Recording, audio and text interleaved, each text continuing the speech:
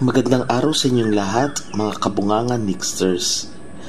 Nandito na naman ang ating monthly horoscope para sa taong 2023. Ngayong July ay medyo kakaiba. Daragdagan natin ang ating basa sa mga tarot cards dahil may Neptune retrograde din na nagsimula nitong June 30 at magpapatuloy ito hanggang sa unang linggo ng December. Kaya't ang inyong matutunghayan ay ang mga readings para sa bawat zodiac sign ngayong buwan ng July, pati ang realidad na haharapin nyo dahil sa Neptune retrograde. Pero tandaan, hindi lamang Neptune ang may retrograde, kundi maging ang Saturn at ang Pluto. Daladala ng Saturn retrograde ang karma at daladala naman ng Pluto retrograde ang revelasyon. Kung kayo ay bago pa lamang sa channel nito, mag-subscribe na. Watch, like at share ang vlog na ito at lahat ng vlogs ng Nixtradamus channel.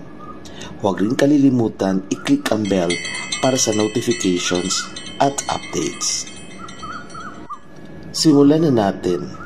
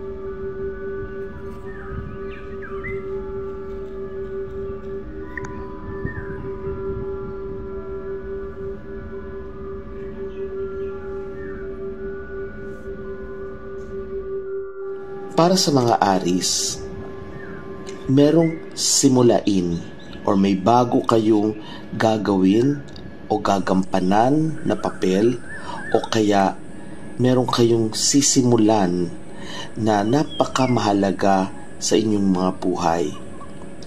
Dumating kasi ang panahon na medyo may kadiliman kaya hindi nyo alam ang inyong landas na tatahakin. Subalit ngayon ay nagliliwanag na matapos ng matagal na paghihirap at pagtitiis. Mas desidido na kayo at may pundasyon na. Ibig sabihin, hinaharap nyo na ang katotohanan at yan ay mas stable na kumpara sa dati. Tandaan ninyo na hindi na kayo kailangan magkubli dahil makakayanan nyo naman gampanan ang dapat. Yun nga lang, ang liwanag na dadalhin nyo ay pareho sa liwanag na haharapin ng iba. Ang realidad ay meron na kayong malalim na karunungan sa mga bagay-bagay. Hindi kayo kailangang matakot. Diretso lang ang inyong plano, ituloy nyo lang. Huwag kayong mag-alinlangan at panatiliing yung tiwala sa sarili. Para naman sa Taurus, 7 ang numero at saka may element ng lupa. Talagang itong taon na ito, sabi nga natin, ay maraming hadlang o kaya maraming pagsubok na haharapin ang Taurus, lalo na sa kaperahan. Dala-dala yan ng earth element. At nandito rin ang pagtatanong sa sarili kung tama ba, kung dapat ba ilahad, ilantad, o kaya ano ba ang naitatago o itinatagong karunungan. Huwag mag-alinlangan. Huwag din basta-basta susugod. Tandaan na kung anong iyong pinagtsatsagaan, magbubunga rin, pero huwag kang magmamadali. Isipin mo na lahat ng aspeto ng iyong buhay ay tutuunan mo ng pansin. Huwag kang basta-basta susugod, huwag ka rin bibigay. Mahalaga yung pag-aasikaso mo sa lahat ng iyong pangangailangan. Dahil kagaya nga ng Kundalini, kailangan ay naka-align lahat ang iyong mga ikinikilos sa iyong plano. Magbubunga rin yan. Hindi lang yon, lalago pa. Maaaring hindi mo pa siya namamalayan ngayon at marahil ang iyong kinikita ay lumalabas lamang, napapaggastos ka, kaya lang meron ding darating na mas malaking biyaya. Maghintay ka lang. Huwag kang bibigay, huwag kang mag-give up. Para naman sa Gemini, meron kang sisimulan dahil sa responsibilidad na ibibigay sa iyo. Na-excite ka lalo dahil may kinalaman ito sa paglalahad, pagtulong at pagkikipag-usap. Dahil nga sa air element. Tila excited ka dahil nga para kang napakatapang or punong-puno ng enerhiya na gusto nang lumabas. Maghinay-hinay ka lang, pakiramdaman mo. Dahil tiyak na mananalo ka naman. Yun nga lang, huwag kang basta susukod. Hayaan mo lang silang magkamali. Panindigan mo ang iyong nalalaman at ang iyong kayang itulong para sa kapakanan ng lahat. Dahil malalim ang iyong nalalaman at yan ay bunga hindi lamang ng karanasan kundi maging ng kaalamang pinagtiyagaan mo. Kumbaga para kang tumanda na pero buhay na buhay ang iyong kaisipan at punong-puno ka ng enerhiya para magsalita at magpaliwanag. Kaya't huwag kang mag-alinlangan. Ituloy mo lang, kagaya ng pinapayo ng mga Diyos at Diyosa sa paniniwalang Keltiko. Ang pagtsatsaga mo ay magbubunga talaga ng hinggit pa sa iyong inaakala. Para naman sa mga Cancer, huwag mong kalilimutan ang iyong kalusugan. Oo nga, excited ang iyong katawang lupa, pati ang iyong kaisipan, kaya lang hindi sila nagsasabay. Dala-dala ng number 11 ang numerology number 2. Ibig sabihin yan, magkatuwang yan dalawang yan. Hindi mo sila pwedeng paghiwalayin. Marami kang naiisip lalo na pagdating sa usapin ng tahanan. Pero kaya ba ng iyong katawan? Nandyan din ang hangin, air element. Gusto mo ma-accomplish or marami kang magawa, kaya lang mahahapo ka. Kung ano man ang gusto ng iyong kalooban, isipin mo kung yan ba ay talagang makakayanan ng iyong katawan. Marami ka kasing plano, marami kang gustong gawin, lalo na sa susunod na henerasyon. Pero isipin mo na hindi matutupad yon kung pababayaan mo naman ang iyong katawan. Magplano ka nga, oo, pero isulat mo, lagyan mo ng mga petsa o kaya ng pagitan para hindi ka tila nagmamadali. Malalim ang iyong kaisipan at alam naman natin na kaya mo, kaya lang yung sa pagmamadali mo, yun ang magpapahamak sa iyo. Para sa mga Leo, napakatindi ng kapusukan mo ngayon. Kasi tila naabot mo na nga yung tugatog ng iyong mga ninimithi sa buhay. Number 9, numerology. Kaya lang ang haharapin mo ay, oo nga, kaya mo ba? Yun ang tanong. Kasi tandaan mo na ang elemento mo ay apoy. Paano magbubunga? Paano lalago? Kung ang apoy ay nakakasunog, nakakasira. Kaya ang gawin mo, hinay-hinay lang. Yung mga plano mo na gusto mong magawa, matupad, ay magbubunga pero hindi pa sa ngayon. Isipin mo yung kinabukasan at huwag kang magpipilit. Pagka mali ka, tanggapin mo ang iyong kamalian. Magpakumbaba ka. Yan ang palaging itinuturo sa iyo na aral. Makinig ka. Malakas ka nga, pero dahil sa kayabangan, yan ang ikasisira mo.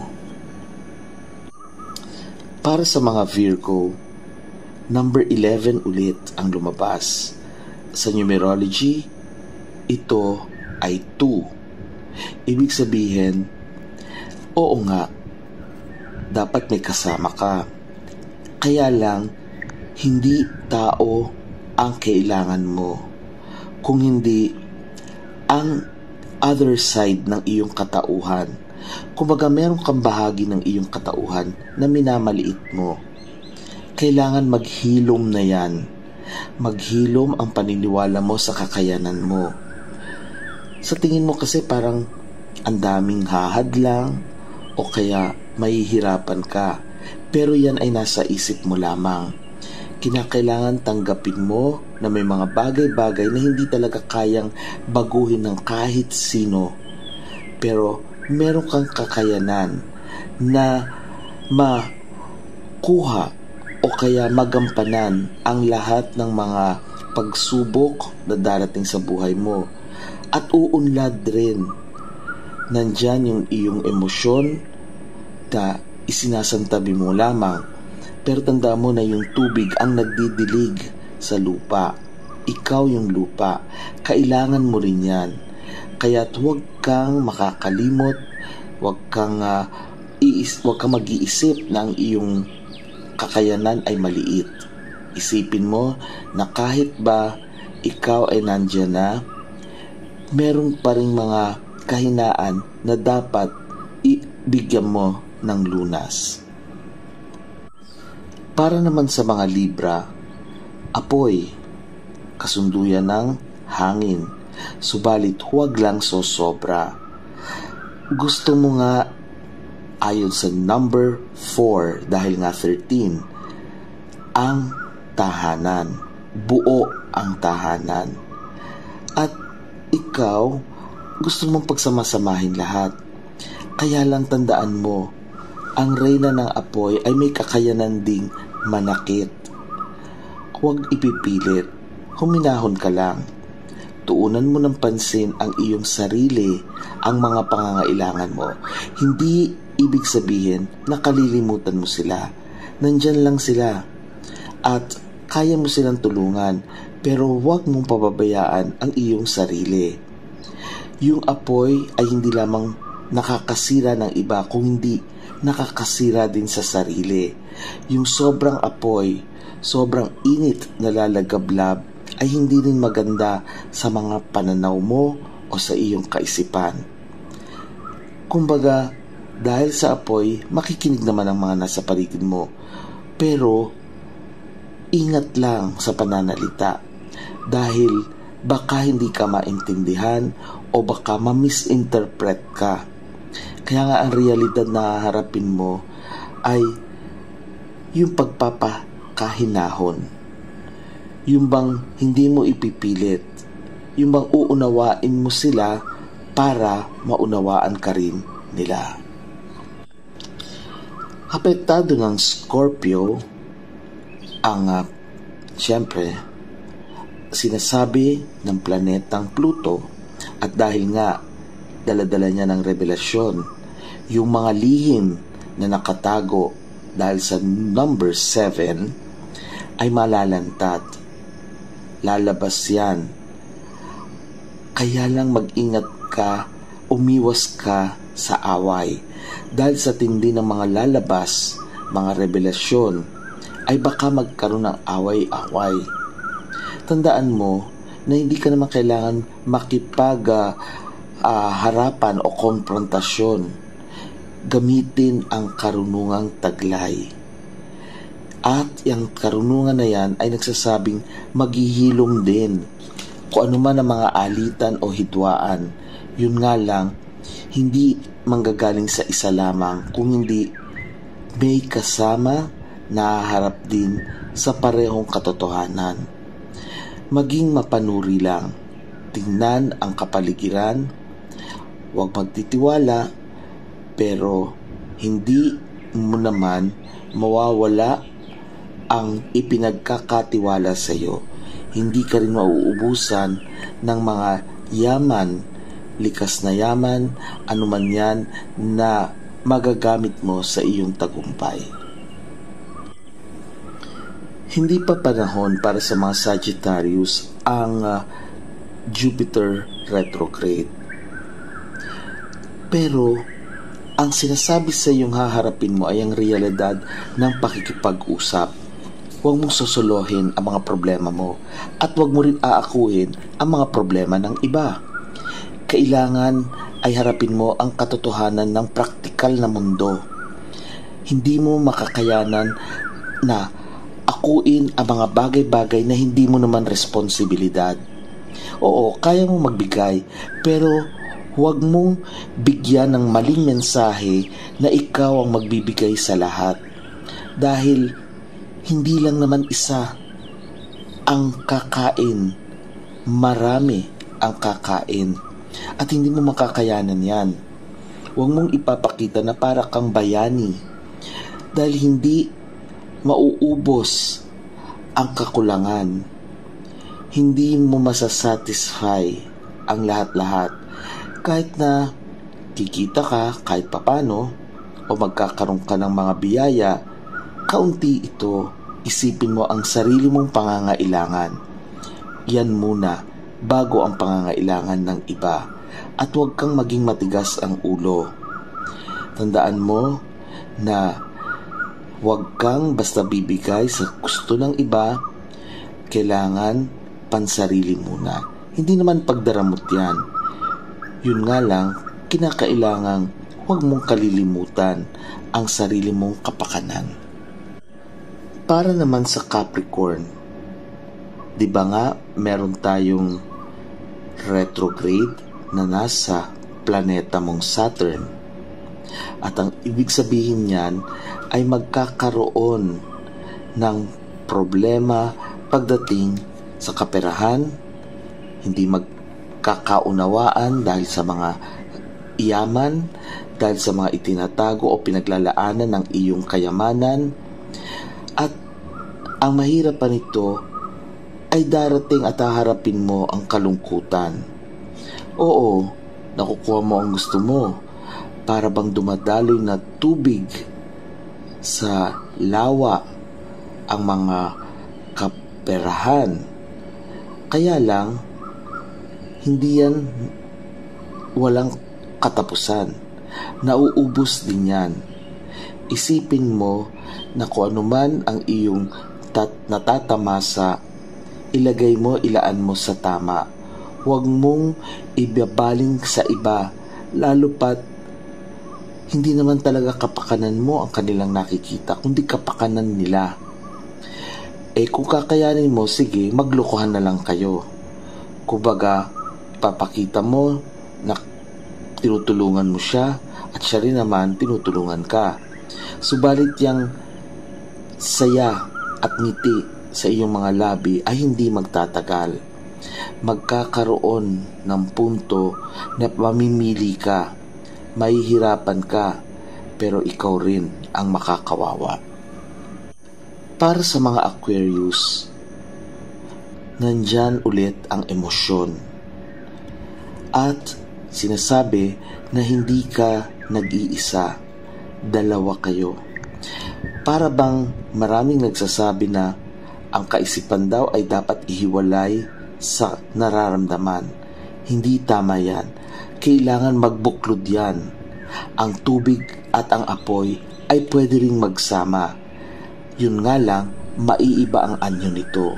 Hindi ibig sabihin na pag sila ay nagsama, may mawawasak o may mawawala. Hindi sa ganon. Maling pananaw yan.